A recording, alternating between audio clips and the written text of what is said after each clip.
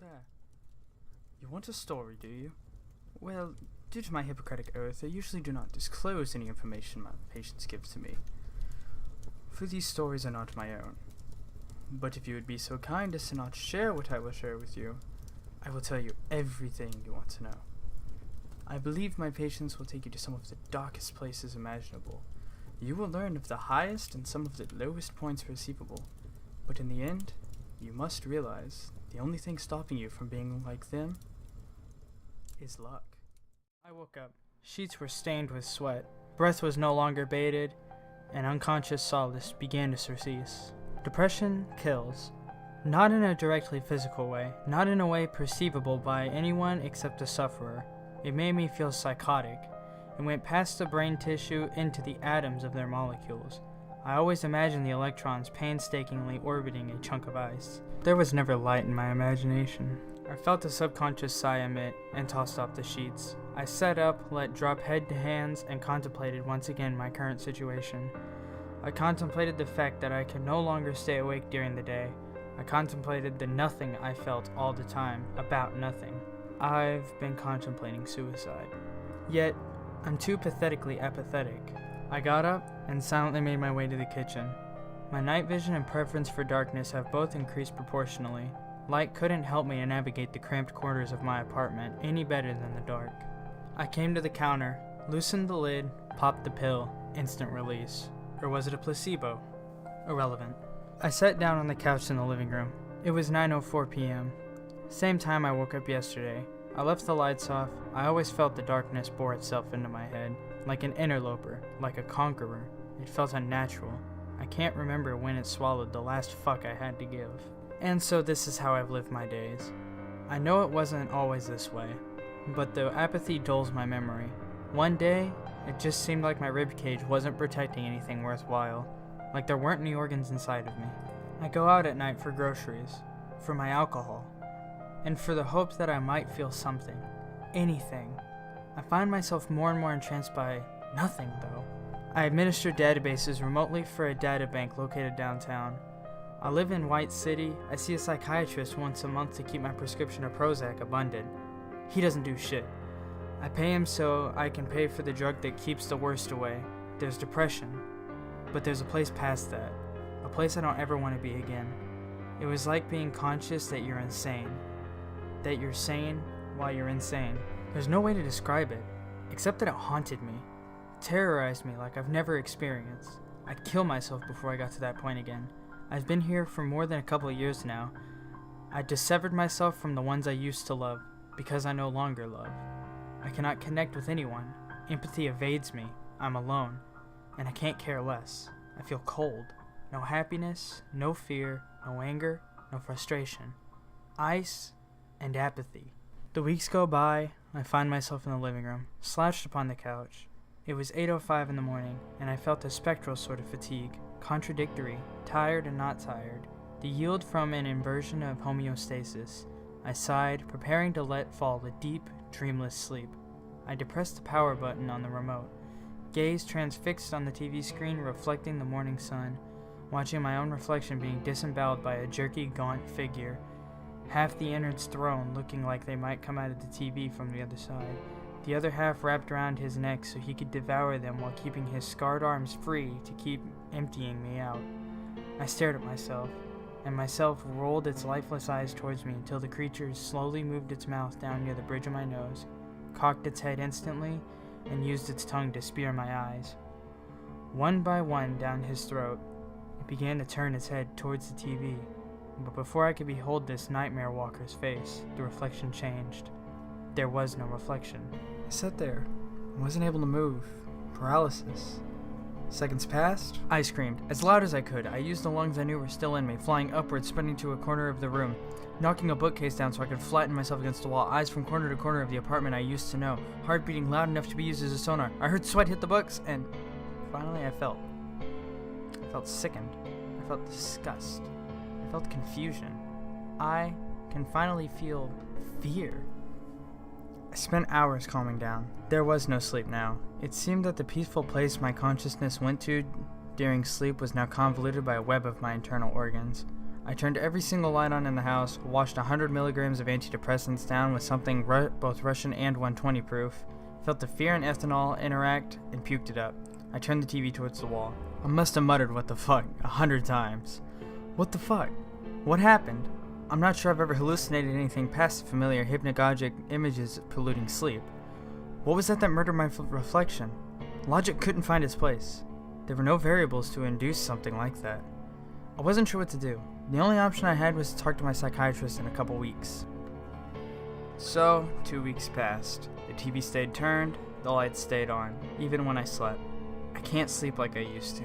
I dream now. The DMT released when I dreamt was flooding every synapse in my brain. I saw different things. One dream, he licked clean my ribcage. Another, I used a spoon to cut his fingers off, sticking them through his neck while he just stood there. And one, we sat next to each other on a love seat and simply stared at ourselves in a mirror that covered an entire wall. I had no expression on my face. He had no face, and instead scars in the form of an X over each eye, and a gangrenous, greening Chelsea grin connected to each side of his hairless, deformed head.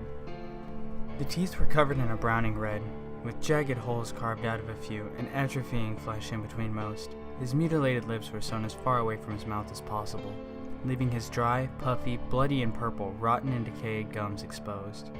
His skin is mostly bleached bright white with massive keloids in some areas and burned flesh in others.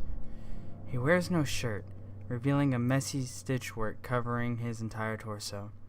He looked like the result of a drunk mortician and years of starvation. He was tall and thin, arms with reach, deep scars up the underside of the wrist, and perhaps just sinew instead of muscle.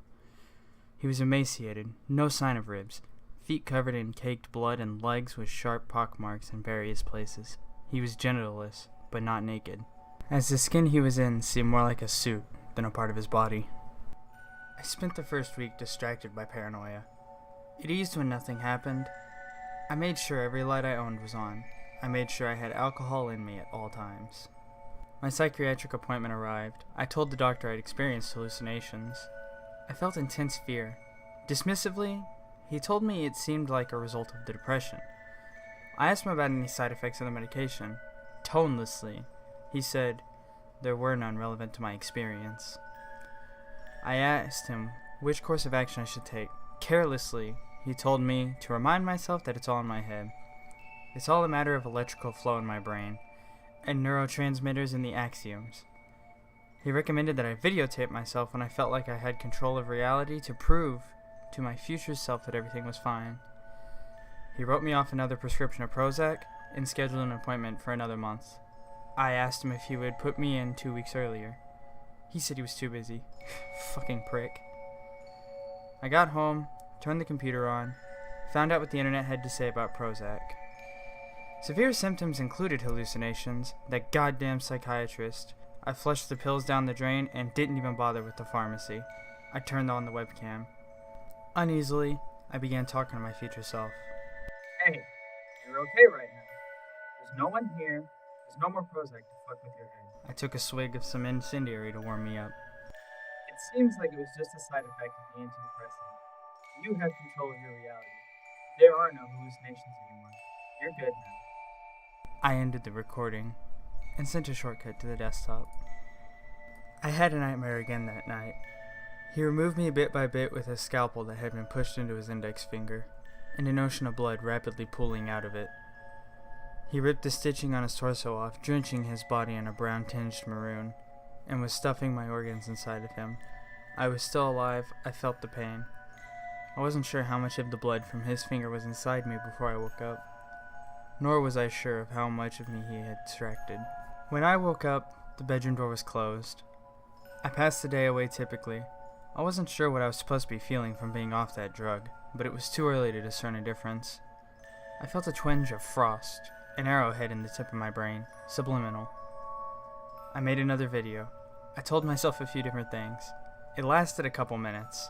Again, this file went to the desktop. I got up, stepping towards the kitchen, feeling a sort of slime touch the bottom of my foot. It didn't distract me though.